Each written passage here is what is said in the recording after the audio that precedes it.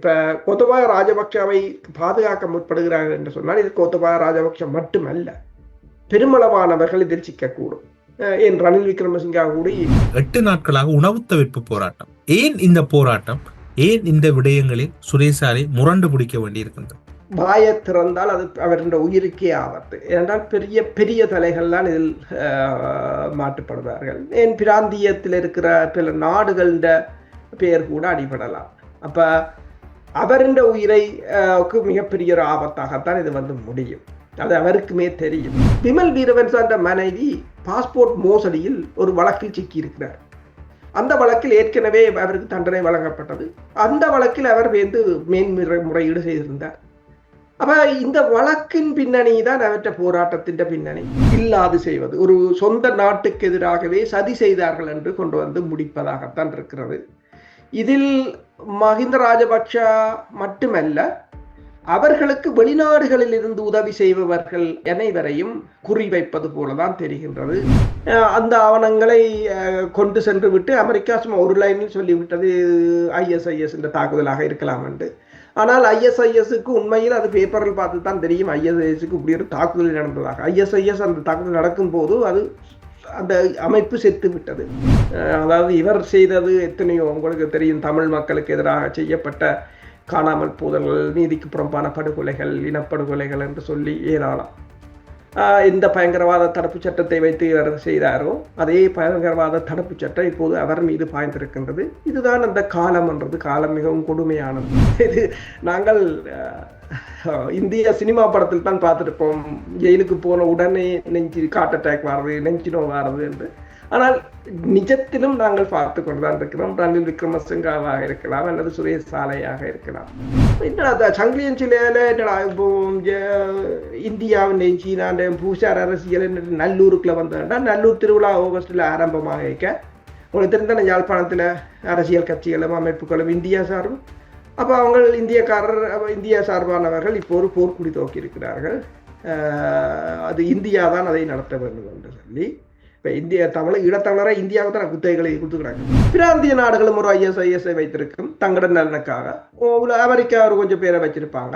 இப்படி இப்போ நீங்கள் பார்த்தீங்கன்னா ISIS எப்பயாவது இஸ்ரேலுக்கு எதிராக தாக்குதல் நடத்தியிருக்கோண்டா? இல்லை. அது எங்கெங்க தாக்குதல் நடத்திருக்கா, இஸ்ரேல் எங்கெங்க தாக்குதல் நடத்துதோ அங்கதான் ISIS தாக்குதல் நடத்தும். இந்த வழக்கு உடனடியாக முடியும் என்று கூற முடியாது. தேர்தல் வரும் வரையும் எடுத்து தேர்தலுக்கு முன்னர் பெருமளவான ஆட்களை உள்ளே தூக்கி போடுவார்கள் போலதான் தெரிகிறது. உலகத் தமிழர் அறிந்தே ஆக வேண்டிய உண்மைகளை தேடி ஒரு உடறப்பு.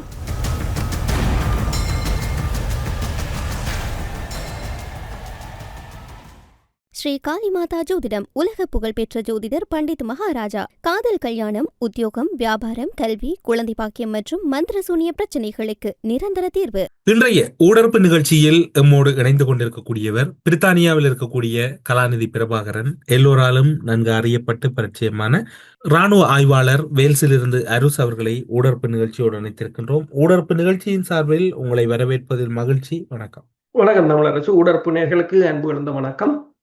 இலங்கையின் உயிர்த்த ஞாயிறு தாக்குதல் என்பது ஒட்டுமொத்தத்தில் ஒரு குழப்பத்தை ஏற்படுத்துகின்ற வகையில் எதிர்த்தரப்பினரும் விசாரணைகளை துரிதப்படுத்துவதில் அரசு தரப்பும் முன்முறமாக ஈடுபட்டுக் கொண்டிருக்கின்றனர்.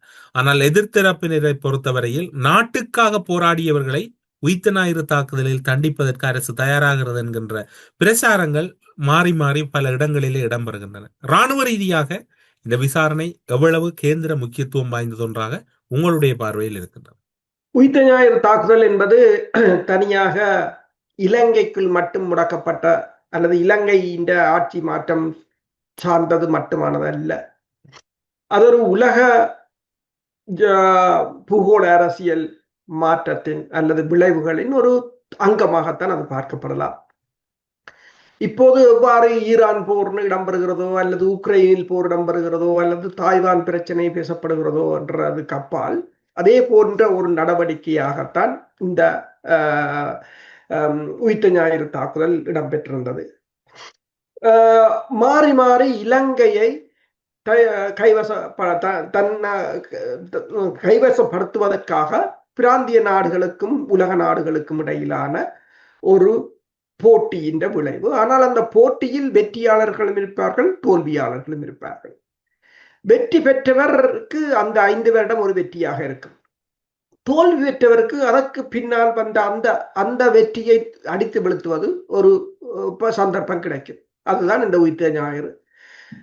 இதுல குட்டி குட்டி வரலாறு என்னென்று சொன்னால் 2009 போர் முடிந்தது. மஹிந்த ராஜபக்ஷ தான் புதிய துட்ட கெமுனுவாக தன்னை அறிமுகப்படுத்திக் கொண்டார். 20-30 வருஷம் தான் ஆளுவேன் என்று யோசித்தார். 2011ஆம் ஆண்டு அமெரிக்கா அந்த ஆட்சியை கவுக்க யோசித்தது. என்று சொன்னால் மஹிந்த ராஜபக்ஷவுக்கு இந்தியாவுக்கும் சீனாவுக்கும் இடையிலான தொடர்புகள். ஆனால் அது இந்தியாவால் முறியடிக்கப்பட்டது.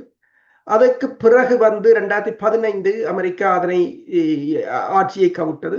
அதை நேரடியாகவே கூறினார்கள். அதற்குரிய காரணம் என்னென்று சொன்னால் அவர்கள் 2007ஆம் ஆண்டு கோத்தபாய ராஜபக்ஷவுக்கும் ரோபர்ட் பிளேக்குக்கும் இடையில் உருவாக்கப்பட்ட அந்த உடன்பாடு 10 வருஷ உடன்பாடு. 2017 அது முடிவடைகிறது. எனவே 15 கலைத்தார்கள். கலைத்து போட்டு இங்கிருந்து சந்திரிக்காக கொண்டு போனார்கள். ஆட்சியை மாற்றினார்கள். அதுக்கு பிறகு வந்த அரசு அமெரிக்காண்ட அரசு. எனவே அடுத்த படிக்கு அவர்கள் போனார்கள். அதாவது சோஃபா உடன்பாடு. அதை தடுக்க வேண்டும் என்றது இந்தியாவின் கனவு. எனவே இந்த உயிர்த்த ஞாயிறு தாக்குதல் ஆரம்பமாகியது. உயிர்த்த ஞாயிறு தாக்குதல் இடம்பெற்ற போது சுரேஷ் சாலை இந்தியாவில் தான் கூறுகிறார், தான் அங்கு இல்லை என்று. ஆனால் இப்ப இலங்கையின் பொது பாதுகாப்பு அமைச்சர் ஆனந்த விஜயபாலா என்ன கூறியிருக்கிறார் என்று சொன்னால், தங்களிடம் போதுமான அளவு ஆதாரங்கள் இருக்கின்றன என்றுதான் கூறுகிறார். ஏனென்று சொன்னால் ஆசாத் மௌலானா கூறினதும் அவ்வாறுதான். பிள்ளையான் மற்றது பிள்ளையான் உதவியுடன் சிறைக்கில் இருந்து எவ்வாறு ஆட்களை திரட்டியது, அவர்களை நீர்குழம்பில் கொண்டு போனது, அவர்களுக்கு பயிற்சி கொடுத்தது, எல்லாவற்றையும் அவர்கள் ஒப்புவித்திருக்கிறார்கள். வேண்டுமென்று சொன்னால் இலங்கை அரசு தனது குழுவை அனுப்பி ஆசாத் மௌலானாவை அந்த வெளிநாட்டில் வைத்து விசாரித்து வாக்குமூலத்தை ரெக்கார்ட் பண்ணலாம். இல்லை என்று சொன்னால் அவரை நாட்டுக்கு கொண்டு வந்தும் விசாரிக்கலாம். சேனல் 4 அவர் கூறியது அப்படியே இருக்கின்றது. அதை எவிடன்ஸை பார்க்கிறது பெரிய பிரச்சனை இல்லை. இந்த வழக்கை சாணி அபேசகரா சிஐடியின் முன்னாள் பணிப்பாளர் அவரை துரத்தி இருந்தார்கள். இந்த வழக்கை அவர் கையில் எடுத்த பிற்பாடு இப்போது அவர்தான் இந்த வழக்கை மீண்டும் எடுத்திருக்கின்றார். சிங்கள அதாவது சுரேஷ் சாலே மேஜர் ஜெனரல் தர அதிகாரி புலனாய்வுத்துறையின், அதாவது ஒரு நாட்டின் புலனாய்வுத்துறையே அந்த நாட்டில் ஆட்சியை கவுட்டது இதுதான் முதல் தடவை என்று நினைக்கிறேன். சில சமயங்களில் ஒவ்வொரு நாடுகளில் இடம்பெற்றிருக்கலாம். ஒரு நாட்டுக்கு அந்த நாட்டின் புலனாய்வுத்துறையை வைத்து செய்யப்பட்ட ஒரு சம்பவம். இதுக்கு பல தடைகள். இப்ப 7 வருடங்கள் இந்த வழக்கு கிட்டத்தட்ட 7 வருடங்கள் இந்த தாக்குதல் நடைபெற்று. ஆனால் 7 வருடங்களாக இது ஒரு விசாரணைக்கு வந்ததே தவிர ஆனால் யாரும் அதை கையில் எடுக்கவில்லை என்று சொன்னால் அதுக்கு மிகப்பெரிய, நான் அதுக்கு தான் ஒரு குட்டியாக இந்த வரலாற்றை சொன்னேன். அதுக்கு மிகப்பெரிய பின்புலம் இருக்கின்றது. மிகப்பெரிய அழுத்தங்கள் வரும், பிராந்திய நாடுகளிடமிருந்து வரும், உலக நாடுகளிலிருந்து வரும் என்று சொல்லி. அன்று ஆட்சியை மாற்றிய போது அமெரிக்கா தலைமையிலான இந்த 5 ஐஸ் என்று சொல்கின்ற புலனாய்வு குழு எல்லா ஆதாரங்களையும் அள்ளி கொண்டு போய்விட்டார்கள். அவ்வளவுதான் அவர் செய்தது. அப்ப தற்போதைய நிலையில் அனுர குமாரசானாக்கு அதை கையில் எடுத்திருப்பதற்கு காரணம் என்னன்னு சொன்னால், எதிர்கட்சிகளை இல்லாது செய்வது அவர்கள பிரதான திட்டம். அது அவர்கள அரசியல். அது தென்னிலங்கை அரசியல். அதுக்கு நாங்கள் போக தேவையில்லை. அது அவர்கள அரசியல். ஆனால் அதுக்கு முதல் பிள்ளையார் சொல்லியாக ரணிலுக்கு போட்டார்கள் ஒரு வழக்கு. அதுடன் ரணிலின் சரித்திரம் முடிஞ்ச ஒரு நிலைதான். சஜித் பிரேமதாசாவை பொறுத்தவரையில் அவரை இலகுவில் வழக்கில் சிக்க வைக்கலாம் என்பது அனுர குமாரசானாவுக்கு தெரியும். இப்போது நீங்கள் கூறிய உதயன் கமன் பில்லா மற்றும் விமல் வீரவன்சா போன்றவர்கள் இப்போது சுரேஷ் சாலை ஆதரவாக குரல் கொடுக்கிறார்கள். ஆனால் அதுக்கும் அவர்கள் குரல் கொடுப்பதற்கும் ஒரு அரசியல் பின்புலம் இருக்கின்றது. விமல் வீரவன்சா என்ற மனைவி பாஸ்போர்ட் மோசடியில் ஒரு வழக்கில் சிக்கி இருக்கிறார். அந்த வழக்கில் ஏற்கனவே அவருக்கு தண்டனை வழங்கப்பட்டது. அந்த வழக்கில் அவர் மேன்முறையீடு செய்திருந்தார். அப்ப இந்த வழக்கின் பின்னணி தான் அவற்ற போராட்டத்தின் பின்னணி. இப்படி ஒவ்வொருத்தருக்கும் அங்கு இருக்கின்றது. இப்ப இந்தியாவிலும் அப்படித்தான். இப்ப இந்தியாவில் வந்த புதிய முதலமைச்சர் விஜயை பொறுத்தவரையில் விஜய்க்கு எதிராக எத்தனையோ பேர் கூவிக்கொண்டிருக்கிறார். ஆனால் வழக்குகள் என்று தூக்கினால் ஃபைல்களை எல்லோரும் அடங்குவார்கள் என்றால் ஊழல் செய்யாதவர்கள் எங்கும் இல்லை. அங்குந்தான், இங்கு இலங்கையிலும் தான். அப்ப அனுகுமரஜனகா பொறுத்தவரையில் இலகுவாக இதை கையாளக்கூடியதாக இருக்கும். ஆனால் அவர் இப்போது எடுத்திருக்கின்ற நிலைமை என்னென்று சொன்னால், அதாவது இந்த இந்தியாவின் ஒரு பலவீனம், இந்தியா பலவீனம் அடைந்திருக்கின்ற நிலையில் அவர் எடுத்திருக்கின்றார். இந்தியாவுக்கும் அமெரிக்காவுக்கும் இடையிலான முருகல் நிலை உங்களுக்கு தெரியும். கடந்த வாரம் கூட இந்த அமெரிக்காவுக்கும் இப்போது நாங்கள் பேசிக்கொண்டிருக்கிற நேரத்தில் கூறுகிறார்கள் அமெரிக்காவும் ஈரானும் வந்து இந்த புதிய உடன்பாட்டில் கையெழுத்திட போகிறார்கள் என்று. ஆனால் இன்னும் முடிவாகவில்லை. அதை கொண்டு வந்தது அசீம் முனீர் ஃபீல்ட் மார்ஷல் என்று சொல்லித்தான் ட்ரம்ப் மீண்டும் பாராட்டி இருக்கிறார். இங்கு பாகிஸ்தானை ட்ரம்ப் பாராட்டுகிறார். மறுவளமாக இந்தியாவின் 3 கப்பல்களை அமெரிக்கா தாக்கி அளித்திருக்கிறது. அதில் 3 பணியாளர்கள் இறந்திருக்கிறார்கள். வேறு இந்தியா அதற்கு பதிலடியா, அதற்கு தனது ஆட்சேபனையாக அமெரிக்கா புதுடில்லியில் இருக்கின்ற அமெரிக்க தூதுவரை அழைத்து கண்டனம் தெரிவித்திருக்கின்றது. அதற்கு பதிலடியாக அமெரிக்காவின் வெளிவார செயலாளர் மார்க்கோ ரூபியோ ஜெய்சங்கருக்கும் இந்தியாவின் வெளிவார செயலாளர் சுப்பிரமணியம் ஜெய்சங்கருக்கு தொலைபேசி எடுத்து எச்சரித்திருக்கிறார். என்னென்று சொன்னால், உங்கள் கப்பல்கள் இனிமேல் காமூஸ் நீரிணை பக்கத்தில் போகக்கூடாது என்று பேசியிருக்கின்றார். இது நான் ஒரு சிறிய கதையாகத்தான் இதை சொல்கிறேன். என்னென்று சொன்னால், இந்தியாவுக்கும் அமெரிக்காவுக்கும் இடையிலான என்ன உறவு நிலை எப்படி இருக்கிறது என்று சொல்லி. அப்ப என்னென்று சொன்னால், அமெரிக்காவை பொறுத்தவரை இப்போது இந்தியாவை நம்ப முடியாத நிலை. இந்தியா ஒன்றை கூறுகிறது, நாங்கள் குவாட் அமைப்பில் இருக்கிறோம், இந்தோ பசிபிக் பிராந்தியத்தில் கூட்டு ரோந்துகளில் நாங்கள் பங்கு பெற்றுகிறோம், அப்படி இருக்கும்போது எங்கள் கப்பல்களை நீங்கள் தாக்கிறீர்கள் என்று. ஆனால் அதெல்லாம் அங்கு கதை இல்லை. அமெரிக்கா திருப்பி தனது தளங்களை வந்து திருப்பி மறுசீரமைக்க வேண்டும். என்று சொன்னால், வளைகுடாவில் தளங்கள் இருப்பது மிகவும் இனி சாத்தியமற்றது ஒன்று என்ற புதிய ஒரு சூப்பர் பவர் அங்கு உருவாகி கொண்டிருக்கிறது. அப்ப டியாகோ காசியோ என்று அல்லது இலங்கையாண்டா, இலங்கை அமெரிக்காவுக்கு கிடைத்த ஒரு நல்ல ஒரு சந்தர்ப்பம். அப்ப இந்தியாவை, இலங்கையை அமெரிக்கா தன்னப்படுத்த வேண்டும் என்று சொன்னால் இந்தியாவை பலவீனப்படுத்த வேண்டும். அதைத்தான் அமெரிக்கா செய்து கொண்டிருக்கிறது. இதை நான் ஏன் கூறுகிறேன் என்று சொன்னால், இந்த சந்தர்ப்பம் அன்றுகுமார் திசாநாயக்காவுக்கு ஒரு கிடைத்த மிகச்சிறந்த சந்தர்ப்பம். அண்மையில் உங்களுக்கு தெரியும், டில்விண்டி சில்வா சென்ற போது சீனா ஒன்றைத்தான் கூறியது, ஒரு நாட்டை நீங்கள் அபிவிருத்தி செய்ய வேண்டும் என்று சொன்னால் குறைஞ்சது 20 வருஷம் நீங்கள் ஒரு கட்சி இருக்க வேண்டும் என்று. அதை அவர்கள் இப்போது படிப்படியாக செய்ய போகிறார்கள். இந்த வழக்கு உடனடியாக முடியும் என்று கூற முடியாது. தேர்தல் வரும் வரையும் எடுத்து தேர்தலுக்கு முன்னர் பெருமளவான ஆட்களை உள்ளே தூக்கி போடுவார்கள் போலதான் தெரிகிறது. தேர்தலுக்கு முன்னர் இதில் உள்ளே செல்வது அல்லது தடுத்து வைப்பது என்பதற்கு அப்பால் சுரேஷ் அளவின் விசாரணை எந்த அளவில் இருக்கின்றது? இவருடைய விசாரணை வலயத்தில் ஏதாவது புதிய மாற்றங்கள் ஏற்படும்? இந்த விசாரணையை பொறுத்தவரையில் இதில் பெரிய தலைகளை சிக்க வைப்பதுதான் இந்த தற்போதைய அரசின் முக்கிய நோக்கம். அதில் கூடுதலாக இப்போது அனுகுமார் திசாநாயக்காவின் ஆட்சிக்கு அச்சுறுத்தலாக இருப்பது மஹிந்த ராஜபக்ஷவின் குடும்பம். எனவேதான் அதில் இருக்கிறவர்களை தூக்கி போடுவதன் ஊடாக 2, ஒன்று அவர்கள் தேர்தலில் இருந்து ஒதுக்குவது, மற்றது மக்களிடம் அவர்களுக்குள்ள எஞ்சி இருக்கின்ற செல்வாக்கையும் இல்லாது செய்வது. ஒரு சொந்த நாட்டுக்கு எதிராகவே சதி செய்தார்கள் என்று கொண்டு வந்து முடிப்பதாகத்தான் இருக்கிறது. இதில் மஹிந்த ராஜபக்ஷ மட்டுமல்ல, அவர்களுக்கு வெளிநாடுகளில் இருந்து உதவி செய்பவர்கள் அனைவரையும் குறிவைப்பது போலதான் தெரிகின்றது இந்த என்பிபி அரசு. உதாரணமாக, நான் அண்மையில் சிங்கள பகுதியை சேர்ந்த ஒருவர் இந்த ட்விட்டரில் பார்த்தேன். அவர் கூறியிருக்கின்றார், இந்த சிங்கப்பூர் பல்கலைக்கழகத்தின் பாதுகாப்புத்துறை பேராசிரியராக இருக்கிறவர் வந்து ரோஹான் குணரட்னா. அவர் ஒரு புத்தகத்தை எழுதி வெளியிட்டிருந்தார். இந்த உயிர்த்த ஞாயிறு தாக்குதல் இடம்பெற்ற பின்னர் அவசரமாக ஒரு புத்தகம். அதில் அவர் கூறியிருக்கின்றார், எந்த ஒரு ஆட்சி மாற்றத்துக்காகவும் இந்த தாக்குதல் இடம்பெறவில்லை, இது ஒரு சித்தாந்தத்தினால் தூண்டப்பட்ட பயங்கரவாத நடவடிக்கை என்று முடித்து அதைத்தான் அந்த புத்தக வெளியீட்டிலும் பேசியிருக்கிறார். இப்போது ஒரு கேள்வி எழுகிறது என்னென்று சொன்னால், ஓகே, இப்ப அரசு கூறுகிறது இல்லை, இதுக்கும் ISISக்கும் தொடர்பில்லை, இது ஆட்சி மாற்றத்துக்காக பிராந்திய நாடுகளும் உள்ளுக்குள் இருக்கின்ற அரசியல்வாதிகளும் இணைந்து நடத்திய ஒரு தாக்குதல் என்று அவர்கள் கொண்டு வருகிறார்கள். அப்படி என்று சொன்னால் இதில் ஒன்றுதான் உண்மையாக இருக்கலாம். ஒன்றில் அன்றுகுமர திசாநாயக்கா கூறுவது உண்மையாக இருக்கலாம், அல்லது ரொஹான் குணரத்னா கூறுவது உண்மையாக இருக்கலாம். ஆனால் இப்போது அவர் அந்த எழுதியவர் என்ன கூறுகிறார் என்று சொன்னால், ரொஹான் குணரத்னா தனது கல்வி தகமையையும் அந்த பல்கலைக்கழகத்தின்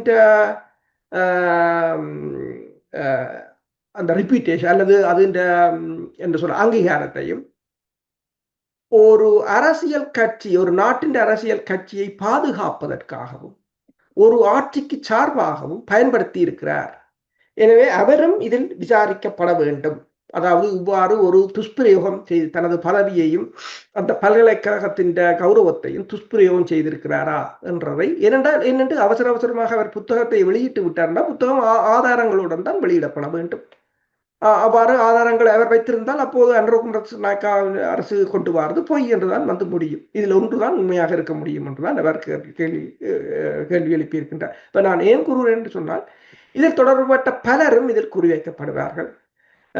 உங்களுக்கு தெரியும், அன்றுகுமரநாயக்கா வந்த பிற்பாடு அவர்கள் படைத்துறையில் கூட பல கலையெடுப்புகளை செய்திருந்தார்கள். நாடுகளில் இருக்கின்ற தூதரங்கள் இருக்கின்ற தூதுவர்களை கூட மாற்றியிருந்தார்கள். என தங்களுக்கானவர்களைத்தான் அது எந்த அரசும் அப்படித்தான் செய்வதுண்டு. இப்போது இந்த முன்னைய அரசுகளுக்கு வெளிநாடுகளில் இருந்து உதவி செய்த கல்விமான்களாக இருக்கலாம், அல்லது புத்திஜீவிகளாக இருக்கலாம், அல்லது வெவ்வேறு தரப்பினராக இருக்கலாம், அவர்கள் ராஜதந்திரிகளாக இருக்கலாம். அவர்கள் கூட இந்த வளையத்துக்குள் கொண்டு வரப்படலாம் போலதான் தெரிகிறது. நீங்கள் இப்போது குறிப்பிட்டீர்கள் ரொஹான் குணரட்ன. அவர் நீண்ட காலமாக சிங்கப்பூரில் இருக்கக்கூடிய இராணுவ பல்கலைக்கழகத்திலே விரிவுரையாளராக இருக்கின்றார்.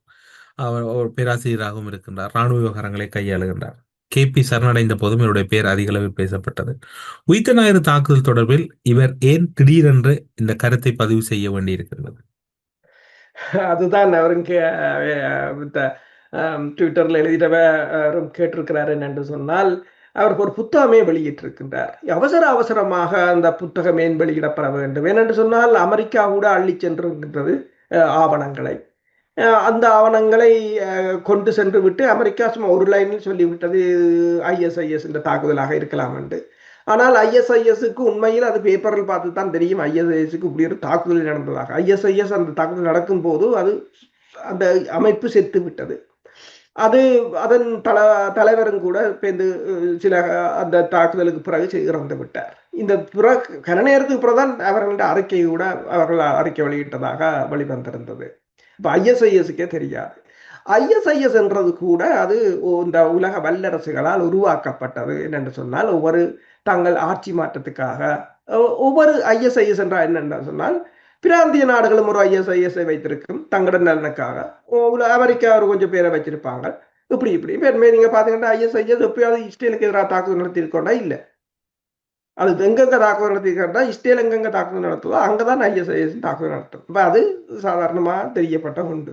இப்ப அந்த ஒரு பிராண்டை இந்த பிராந்தியத்தில் உள்ள ஒரு நாடு இலங்கையில் பயன்படுத்தியதாகத்தான் இப்போதைய இந்த அன்றுகுமரநாயக்கா அந்த விசாரணையின் ஒரு சுருக்கமாக நீங்க பாத்தீங்கன்னா அப்படித்தான் இருக்கு. அந்த பிராண்டை இவர்கள் பயன்படுத்தி இருக்கிறாங்க. அப்ப அதை பாதுகாக்க முற்பட்டிருக்கிறார்கள். அதாவது இவ்வாறு உள்ளகத்தில் ஒரு ஆட்சி மாற்றத்துக்காக நடத்தப்பட்ட இந்த தாக்குதலை, ஏனென்றால் இப்ப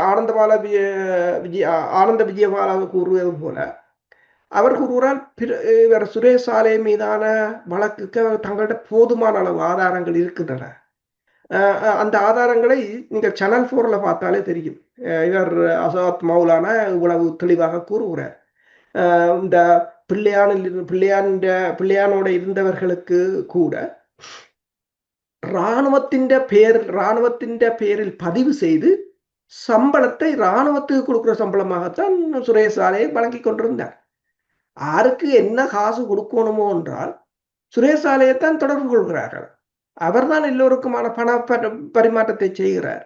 எல்லா வசதிகளையும் அவர்தான் இதில் பிரதானமான சூத்திரதாரி. அவரை கொண்டு வந்தால் ஏனையவர்கள் இலகுவாக சிக்குவார்கள் என்பது தெரியும். எனவே அன்றுகுமரநாயக்கா, அதாவது அவர் வெளிநாடுகளுக்கு தப்பி செல்லாமல் இருப்பதற்கு முதலே அவர்கள் பிடித்து விட்டார்கள். அவரை வைத்து கொண்டு மிகுதியை இலகுவாக நகர்த்துவார்கள். ஏற்கனவே கோத்தபாய ராஜபக்ஷாவோ அல்லது படைத்துறை அதிகாரிகள் மீது பயணத்தடையை கூட போட்டிருக்கிறார்கள்.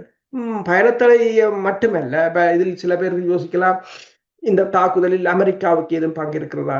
ஆனால் ஒன்றை நாங்கள் யோசிக்க வேண்டும், கோத்தபாய ராஜபக்ஷாவின் மகன் அமெரிக்காவில் இருந்தால் கூட கோத்தபாய ராஜபக்ஷாவால் அமெரிக்காவில் போக முடியாத ஒரு நிலையில் தான் உள்நாட்டுக்குள்ளேயே முடங்கி போயிருக்கின்றார். இப்போது இருக்கக்கூடிய சூழ்நிலை, உங்களுடைய கருத்துக்களை பார்க்கின்ற போது சுரேஷ் அலே பல விடயங்களை சொல்ல மறக்கிறார், அல்லது அவருடைய மனைவி கூறுவது போன்று 8 நாட்களாக உணவு தவிர்ப்பு போராட்டம். ஏன் இந்த போராட்டம்? ஏன் இந்த விடயங்களில் சுரேஷ் அலே முரண்டு பிடிக்க வேண்டியிருக்கின்றது? என்னென்று சொன்னால்,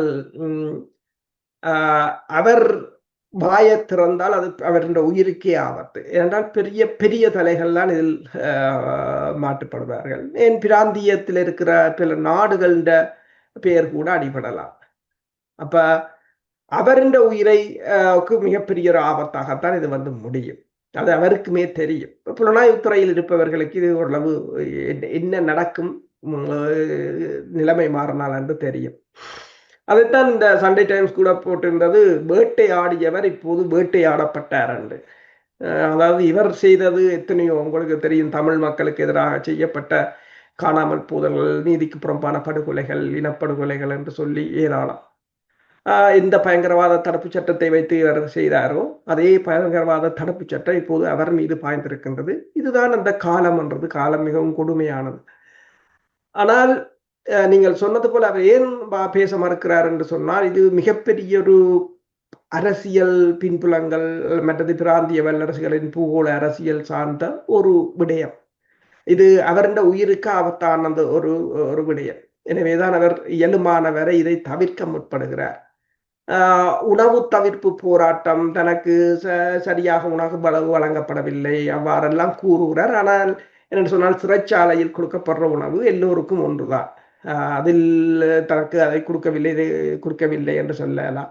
ஆனால் சிறைக்கு போறவர்கள் எல்லோருக்கும் உடனடியாக வருத்தம் வந்துவிடும். உங்களுக்கு தெரியும், ரணில் விக்ரமசிங்கா சீரியஸாக ஏதோ ஐசியூக்கு போற அளவுக்கு சீரியஸ் என்றால் 2 நாளையில வந்து இதுல வழக்கு முடிஞ்சோடனே வலுகலாதியா ஹாஸ்பிட்டல்ல இருந்து போயிட்டார். இப்ப இவரும் அப்படி ஹாஸ்பிட்டலுக்கு, அதாவது இது நாங்கள் இந்திய சினிமா படத்தில் தான் பார்த்துருப்போம், ஜெயிலுக்கு போன உடனே நெஞ்சு ஹார்ட் அட்டாக் வருது, நெஞ்சு நோய் வருது என்று. ஆனால் நிஜத்திலும் நாங்கள் பார்த்து கொண்டுதான் இருக்கிறோம். ரணில் விக்ரமசிங்காவாக இருக்கலாம் அல்லது சுரேஷ் சாலையாக இருக்கலாம். என்ன தங்களது அந்த வழக்கு விசாரணைகளை தவிர்ப்பதற்காக செய்கிறார்கள். அண்மையில் உங்களுக்கு தெரியும், பெஞ்சமின் நெத்தனியாகு அவர் இப்ப கோர்ட் பக்கம் போறதில்லை. ஏனென்று சொன்னால் போர் நடக்கிறபடியால் தனக்கு பாதுகாப்பில்லை என்று வாய்தாக்கு மேல வாய்தா வாங்கி கொண்டிருக்கிறார் என்று சொல்கிறார்கள். இறுதியாக கூட கோர்ட் சொல்லிவிட்டது, அவற்றை ஊழல் வழக்கு இனி நீங்கள் கட்டாயம் ஒரு வழக்குக்காக தர வேண்டும் என்று. அப்போது போயிட்டு சொன்னார்களாம், நாங்கள் வந்து வாக்குமூலத்தை கொடுப்பதற்கு நேரம் அங்கே நிற்க முடியாது, பாதுகாப்பு பிரச்சனை என்று. இப்போ லெபனான் மீது தாக்குதல் நடத்தி கொண்டிருப்பதற்கும் அதுதான் காரணம். என்னன்னு சொன்னால், அந்த போரை விட்டால் வழக்குக்கு போக வேண்டும், ஜெயிலுக்கு போக வேண்டும். இப்போ அதே ஒரு நிலைமையாகத்தான் இதுவும். என்னென்று சொன்னால், ஆஸ்பத்திரியை விட்டு வெளியே வந்தால் எல்லா உண்மைகளையும் சொல்ல வேண்டும் என்று. ஆனால் அனுர்குமார் திசாநாயக்கா அரசும் இது எவ்வளவு தூரம் பயணிக்க போகிறது என்றதுதான் ஒரு கேள்விக்குறி. இப்ப அனுர்குமார் திசாநாயக்காவுக்கு அமெரிக்காவின் ஆதரவு முழுமையாக கிடைக்கும் என்று சொன்னால் அனுர்குமார் திசாநாயக்கா இதுல ஒரு எல்லை வரையும் போகும். நீங்கள் கூறுகின்ற அடிப்படையில் பார்க்கின்ற போது இப்போதைய சூழ்நிலை என்பது சாதகமாக இருக்கின்றதா அல்லது இந்த விசாரணைகளுக்கு பாதகமாக இருக்கின்றதா? தற்போதைய சூழ்நிலை வந்து அனுர்குமார் திசாநாயக்காவுக்கு மிகவும் சாதகமான ஒரு சூழ்நிலை. 2 விடயங்கள். ஒன்று, அனுர்குமார் திசாநாயக்கா அரசு ஒரு பாதகமான நிலையில் இருக்கின்றது. பொருளாதாரம் இப்போது ஒரு பவுன்ஸ் வந்து இங்க பிரித்தானிய பவுன்ஸ் கிட்டத்தட்ட 451 ரூபாயாக மாறி இருக்கின்றது. அது மட்டும் இல்ல, இப்ப நீங்க பாத்தீங்கன்னு சொன்னால் பெட்ரோல் விலை ஒக்டேன் 95 கூட ஜனவரி மாதம் 340 ரூபாய் இருந்தது, இப்ப 495 ரூபாய். 20 லிட்டர் பெட்ரோலை வாங்கி கொண்டு யாரும் தொழில் செய்ய முடியாது. டாக்ஸி ஓடுறவரோ ஆட்டோ ஓடுறவரோ. அடுத்தது ஜால சீசன் வருகிறது. 10,000 ரூபாய் வித்த யூரியா பேக் கொண்டு இப்ப 20,000 பிரைவேட்ல. இப்போ இப்படி இது நான் சும்மா சாதாரணமாக சொல்லிக் கொண்டு போகிறேன். ஆனால் பெருமளவான இந்த பொருளாதார நெருக்கடி. இப்போது கூறியிருக்கிறார்கள், அமெரிக்கா கூறியிருக்கிறது இந்த 10% டேக்ஸ் 12.5 வீதமாகவும் இலங்கைக்கு போகலாம். அதுக்கான காலக்கெடு 2000 இந்த ஜூலை 24 அதுக்கிடையில் இவர்கள் ஏதாவது பேச வேண்டும். அடுத்ததாக 1974 அமெரிக்கா கொண்டு வந்த இந்த வர்த்தக சட்டம், அதாவது ஃபோர்ஸ் லேபர் என்று சொல்றது, அதில் 60 நாடுகளில் இருந்து இந்த வேலை, அதாவது வேலை பணியாளர்கள் தரமாக நடத்தப்படாத நாடுகளில் அமெரிக்கா குறித்து விசாரணை செய்து வருகிறது. இந்த அவர்கள் இந்த ஏற்றுமதிகளை தடை செய்வதற்கு அதில் 60 நாட்டில் இலங்கையும் ஒன்று. அப்ப அந்த அழுத்தம் இருக்கின்றது, மனித உரிமைகள் மீறல் என்ற அந்த அழுத்தம் இருக்கின்றது. அப்ப அமெரிக்கான்ற பிடி நிறையவே இருக்கின்றது. அமெரிக்கான்ற கப்பல்கள் வந்து போகின்றது அரசியல் ரீதியாக. இப்போது நீங்கள் இப்போது நீங்கள் பார்த்தீங்கன்னா இந்தியாவும் அதே ஒரு நிலைமை எடுத்துக்க. இந்தியா இப்போது தீவு பகுதிக்கு போகிறார் இந்திய தூதுவர். இந்தியா சில பல்கலைக்கழகத்தில் வந்து தாங்கள் புலமை பரிசுகளை கொடுக்கிறார்கள். ஏதோ ஒரு விதத்தில் இந்தியா இன்டராக்ட் பண்றேன் என்று சொன்னால், இந்தியாவுக்கு நான் இப்போ முதல் சொன்னேன், மார்க்கோ ரூபியோவுக்கும் ஜெயசங்கருக்கும் இடையில் இடம்பெற்ற பிரச்சனை. இந்தியாவுக்கு ஒரு பிரச்சனை இருக்கிறது என்று சொன்னால், இனி இலங்கையை அமெரிக்கா கையகப்படுத்துவதற்கு முதல் தனக்குள்ளால் தான் அதை இலங்கைக்கு ஒரு பிடியை வைத்திருப்பது போலவும், தன்னுக்குள்ளால் வந்தால் இப்ப பாகிஸ்தானுக்கு அமெரிக்காவுக்கு பாகிஸ்தான் தேவையாக இருக்கிறது ஈரானில் ஒரு போர் நிறுத்தத்தை ஏற்படுத்துவதற்கு. அப்ப பாகிஸ்தானை ட்ரீட் பண்றது நல்லவா? அதே மாதிரி இலங்கையில் காலூன்றுவதற்கு தான் ஒரு தேவையானதாக மாறினால் தனக்கு அந்த இழந்த செல்வாக்கை பிடிக்கலாம் என்பது இந்தியாவின் திட்டமாக இருக்கின்றது. எனவேதான் இப்ப அதுக்கின்ற பூகோள அரசியல் நெருக்கடியின் உச்சக்கட்டமாக சங்கிலியன் பூங்காவும் மாறி இருக்கின்றது. சண்டே டைம்ஸ் போட்டிருக்கிறது, சங்கிலியன் பூங்காவில் அதாவது இந்திய சீன புவிசார் அரசியலால் புத்தக கண்காட்சி மறைகிறது என்று தலையங்கம் போட்டிருக்கிறாங்க. என்னடா சங்கிலியன் சிலையில என்னடா இப்போ இந்தியாவின் சீனாண்ட புவிசார் அரசியல் நல்லூருக்குள்ள வந்தா, நல்லூர் திருவிழா ஆகஸ்ட்ல ஆரம்பமாக இருக்க அங்க இந்தியா சங்கிலியன் பூங்காவில் ஒரு புத்தக கண்காட்சி அது மாநகர சபை செய்ய போது. அதுக்கு யாரோ சொல்லியிருக்காங்க, இல்லை அந்த புத்தக கண்காட்சி சீனாவின் ஆதரவோட செய்கிறாங்களே. உங்களுக்கு தெரிந்த யாழ்ப்பாணத்தில் அரசியல் கட்சிகளும் அமைப்புகளும் இந்தியா சார்பு, அப்போ அவங்க இந்திய சார்பானவர்கள் இப்போ ஒரு போர்க்குடி துவக்கி இருக்கிறார்கள். அது இந்தியா தான் அதை நடத்த வேண்டும் என்று சொல்லி, இப்போ ஈழத்தமிழரை இந்தியாவுக்கு தான் குத்தகைகளை கொடுத்து கிடக்கு. அவ்வாறான ஒரு நிலைமை இது சங்கிலியன் பூங்கா சொல்றேன். அப்ப இப்படி இந்தியா அதற்குள் தான் ஒரு மிகப்பெரிய ஒரு வகிவாகத்தை எடுப்பதற்கு இந்தியா நிற்கின்றது. ஆனால் அமெரிக்காவை பொறுத்தவரையில் அப்ப நான் இந்த நீங்கள் கேட்ட கேள்விக்கு சொல்கிறேன் என்று சொன்னால், இலங்கைக்கு பொருளாதார நெருக்கடி இருக்கின்றது, மனித உரிமை மீறல் தொடர்பான நெருக்கடி இருக்கின்றது. இப்ப ஐக்கிய நாடுகள் சபை இந்த சித்திரவதைகளுக்கான தடுப்பு துணைக்குழு வந்து இந்த 15ஆம் தேதி இலங்கைக்கு வருகிறது. அவர்கள் 7 ஆண்டுக்கு பிறகு வருகிறார்கள். அவர்கள் இலங்கையில் இருக்கின்ற சிறைகளில் நடைபெறுகின்ற சித்திரவதைகள் அது தொடர்பான ஆய்வுகளை செய்வார்கள். இரகசிய அறிக்கையை இலங்கைக்கும் கொடுப்பார்கள், தங்கள் நட்பு நாடுகளுக்கும் கொடுப்பார்கள். அப்படி இலங்கைக்கு தொடர்ச்சியாக அந்த பிரச்சனை இருக்கின்றது, பொருளாதார நெருக்கடி இருக்கின்றது. அதை சமாளிப்பதற்கு இலங்கைக்கு அமெரிக்கான உதவி தேவை. அதே மறுவளமாக இந்தியா பலவீனமாக இருக்கின்றது. இந்த நிலையில் இலங்கை இந்த கேஸை கொண்டு சென்றால் தனது ஆட்சியையும் தக்க வைக்க முடியும், அமெரிக்காவையும் மகிழ்ச்சியாக வைத்திருக்க முடியும் என்று யோசிக்கலாம். இருக்கக்கூடிய சூழ்நிலை என்பது இலங்கைக்குள் எதிர்கட்சியினுடைய அதிகளவான எதிர்ப்பு நடவடிக்கை என்பது மக்கள் மத்தியில் செல்வாக்கு செலுத்துமா? இந்த உயிர்த்த ஞாயிறு தாக்குதலை கேள்விக்குட்படுத்தும்.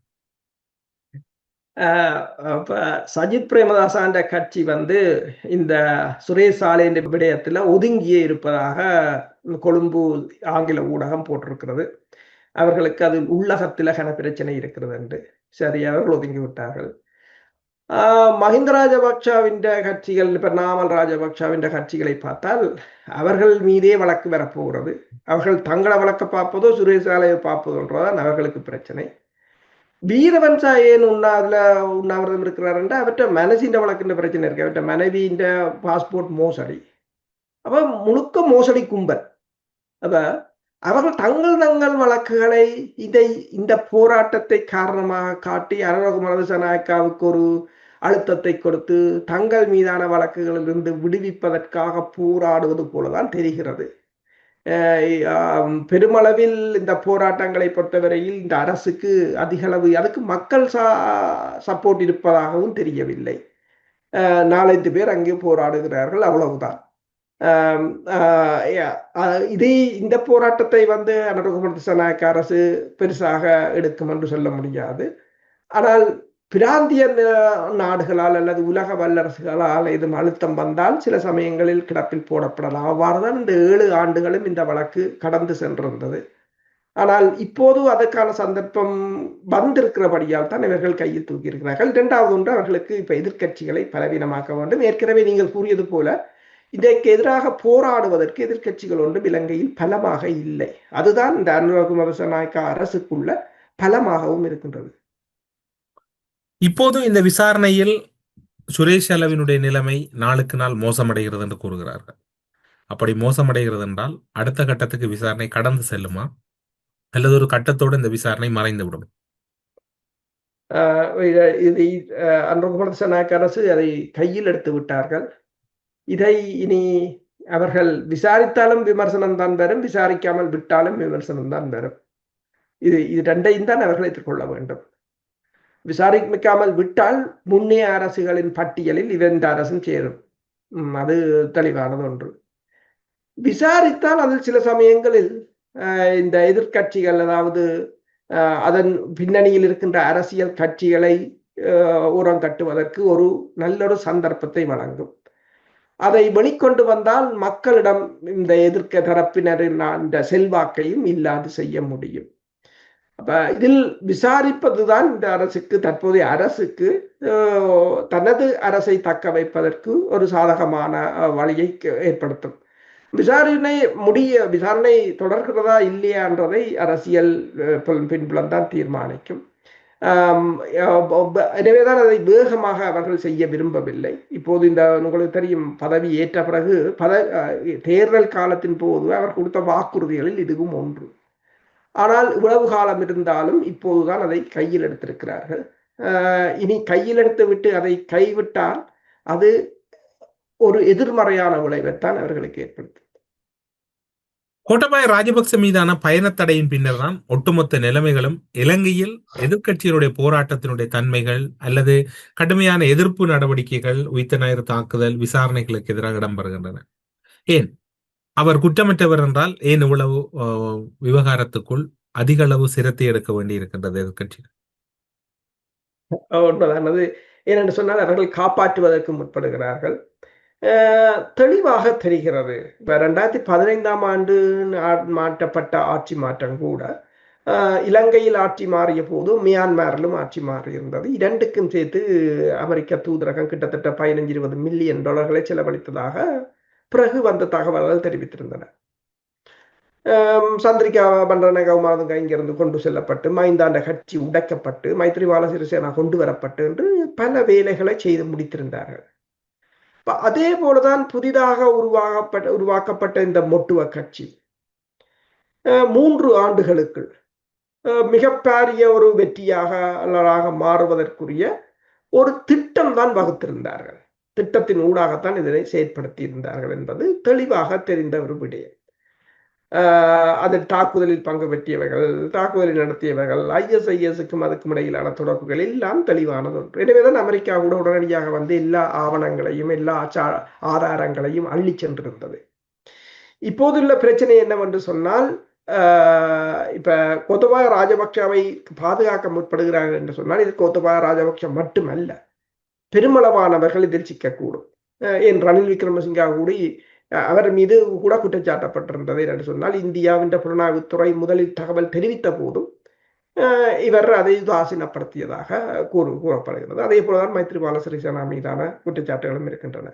இப்ப இதில் பலர் இதில் சிக்கலாம் என்பதால் தான் இந்த வழக்கை ஏதோ ஒரு வகையில் நீத்து போக செய்வதற்காக போராடுகிறார்கள். ஆனால் போராடுற அளவில் எதிர்கட்சிகளை பொறுத்தவரையில் ஒரு பலமான போராட்ட குழுவாக அவர்களால் இதில் பங்கெடுக்க முடியாத ஒரு நிலைக்கு பலவீனமாகத்தான் இருக்கிறார்.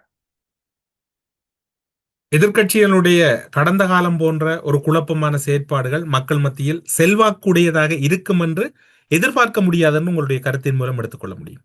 உண்மைதான். என்னென்று சொன்னால் முன்னே போல ஏனென்றால் ஒன்று சிங்கள மக்களுக்கு தற்போதைய புதிய அரசுக்கு அவகாசம் கொடுக்க வேண்டும் என்று அவர்கள் யோசிக்கிறார்கள் போல தெரிகிறது. நான் இதில் தமிழ் மக்களை பற்றி பேசவில்லை. இது எங்களுக்கும் அதுக்கும் தொடர்பற்ற பிரச்சனை. இது இலங்கை என்ற ஒரு தேசத்துக்குரிய இல்லை ஸ்ரீலங்கா என்ற தேசத்துக்குரிய பிரச்சனை. அப்ப அந்த மக்களுக்கு அந்த அரசுக்கு அவகாசம் கொடுக்க வேண்டும் என்றது. மற்றது இந்த அனுகுமார திசாநாயக்க அரசை அவர்கள் தெரிவு செய்யும் போது ஏற்கனவே இருந்த அரசுகளை புறந்தள்ளித்தான் தெரிவு செய்தார்கள். இப்ப தமிழகத்தில் நடந்தது போலதான் வேண்டாமினி என்று சொல்லி வேண்டாம் என்றவர்கள் இனி புதிதாக அவர்கள் வர வேண்டுமே தவிர பழைய நிலையில் அவர்கள் வர முடியாது. ஆனால் அதையும் உடைப்பதற்கு உங்களுக்கு தெரியும், ரணில் விக்ரமசிங்கா மீதான வழக்கு அவர் அரசியலில் ஓரம் கட்டப்பட்டது. சஜித் பிரேமதாசாவை பொறுத்தவரையில் பலமாக இல்லை. அடுத்ததாக மஹிந்த ராஜபக்ஷவை பொறுத்தவரையில் நாமல் ராஜபக்ஷ மட்டும்தான். ஆனால் அவர் அரசு தலைவர் தேர்தலில் எவ்வளவு வீத வாக்கு பெற்றிருந்தார் என்று உங்கள் எல்லோருக்கும் தெரிந்த விடயம். அவர்கள் இன்னும் பலம் பெறுவதற்கு கொஞ்சம் நாள் எடுக்கும். ஆனால் அதற்குள் அனுகுமார திசாநாயக்க அரசு தான் முந்திக் கொள்ள முற்படுகின்றது.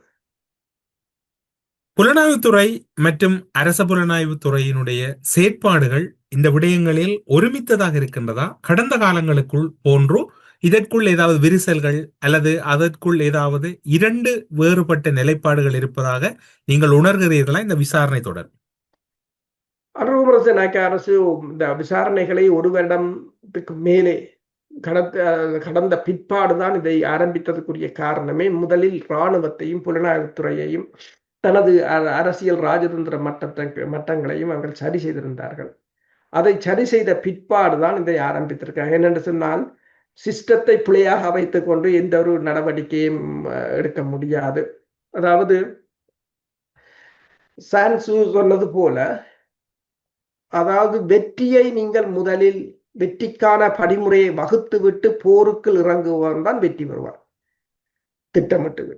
ஆனால் போருக்குள் இறங்கி போட்டு வெற்றியை தேடுறவன் ஒருபோதும் வெற்றி பெற முடியாது. அதுதான் முக்கியம். முதலில் நீங்கள் நீங்கள் முதலதை யோசிக்க வேண்டும். இப்போது ட்ரம்ப் ஈரான் போருக்குள் இறங்கியது போலதான்.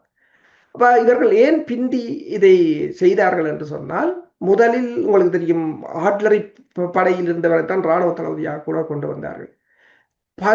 பல 10 வருடங்களாக இரண்டு கட்சிகளாக புரையாடி போனதான் இந்த இராணுவத்துறை புலனாய்வுத்துறை எல்லாமே. அப்ப அதை அவர்கள் சீர் செய்வதற்கு அல்லது அதை மறுசீரமைப்பதற்கு அவர்களுக்கு நேரம் எடுத்தது. ஆனால் இன்று உங்களுக்கு தெரியும், யாழ்ப்பாணம் போகும்போது கூட ஆணரவு கூட சொல்லாமல் சென்றார் என்று கூட நாங்கள் பேசியிருந்தோம். என்னென்னு சொன்னால் இராணுவத்தை கூட நம்ப முடியாத ஒரு நிலையாகத்தான் இருந்தது. அதை சீர் செய்து கொண்டுதான் வந்திருக்கிறார்கள். எனவே புலனாய்வுத்துறையை பொறுத்தவரையில் அதிலும் நீங்கள் பார்த்தீங்கன்னு சொன்னால் போன முறை அரசுகளால் பழிவாங்கப்பட்டவர்கள், பதவியிலிருந்து துரத்தப்பட்டவர்கள் எல்லாரையும் திருப்பி கொண்டு வந்தார்கள். அதுல ஒருவர் தான் சாணி அபயசேகரன். இப்ப அப்படியானவர்களை கொண்டு வந்து அதை மறுசீரமைத்து விட்டு தான் செய்கிறார்கள். நீங்க பார்த்தீங்கன்னு சொன்னா பெருமளவில் கொழும்பு பத்திரிகைகள் வேற பத்திரிகைகளை பார்த்தீங்கன்னு சொன்னா முந்தி புலனாய்வு தகவல்களை மேற்கோள் காட்டி பல தகவல்களை வெளியில் கொண்டு வருவார்கள். ஆனால் இப்போது நீங்கள் எல்லாவற்றையும் பாருங்கள், பெருசாக தகவல் கசிவது குறைவு. இறுக்கமாக செய்கிறார்கள். எந்த ஒரு தகவலும் வெளியில் கசிய விடாதவாறு இறுக்கமாக செய்கிறார்கள். எனவேதான் ஒரு புலனாய்வுத்துறை அதிகாரிக்கே தெரியாது தான் எப்போது கையெழுத்து செய்யப்படுவேன் என்று சொல்லி, அது இந்த தலைவருக்கே தெரியாத அளவுக்கு காரியத்தை நகர்த்தி இருக்கிறார்கள் என்னும் போது அவர்கள் நான் நினைக்கிறேன் தங்களை வடிவாக மறுசீரமைத்துக் கொண்டு ஒரு இயக்கம் நடத்தினவர் தான் நடத்துகிறார்கள். ஆனால் உங்களுடைய பார்வையில் புலனாய்வு கட்டமைப்புகள் எல்லாம் இறுக்கமடைந்து விட்டது என்று எடுத்துக்கொள்ளலாம். உண்மைதான். அதனால் இப்போது இருக்கக்கூடிய ஆட்சிக்கு எந்த வகையிலும் ஒரு பாதிப்பு ஏற்படாது என்று எடுத்துக்கொள்ளலாம். உண்மைதான். அவர்களை அநேகமாக உண்மையில் ஒரு ஆட்சி நடக்க போவ தொடர்வதா இல்லையா என்பதை உள்ளக அரசியல் மட்டும் தீர்மானிப்பதில்லை, வெளிப்புற அரசியலும் தான் தீர்மானிக்கும். அப்ப இதில் 2 விடயங்கள் இருக்கின்றன. ஒன்று உள்ளகத்தை அரசு கவனிக்க வேண்டும், அடுத்தது புறச்சூழல். இது 2. ஆனா உள்ளகத்தில் அவர்கள் பலமாகத்தான் இருக்கிறார். ஊடறுப்பு நிகழ்ச்சியில் இணைந்து கொண்டு பல்வேறுபட்ட முக்கிய தகவல்களை பகிர்ந்து கொண்டமைக்காக சிறப்பு நன்றிகளோடு உங்களிடம் விடைபெற்றுக் கொள்கிறோம். நன்றி, வணக்கம். நன்றி, வணக்கம். ஸ்ரீ காளிமாதா ஜோதிடம் உலக புகழ்பெற்ற ஜோதிடர் பண்டித் மகாராஜா. காதல், கல்யாணம், உத்தியோகம், வியாபாரம், கல்வி, குழந்தை பாக்கியம் மற்றும் மந்திர சூனிய பிரச்சனைகளுக்கு நிரந்தர தீர்வு. உலகத் தமிழர் அறிந்தே ஆக வேண்டிய உண்மைகளை தேடி ஒரு உடறுப்பு.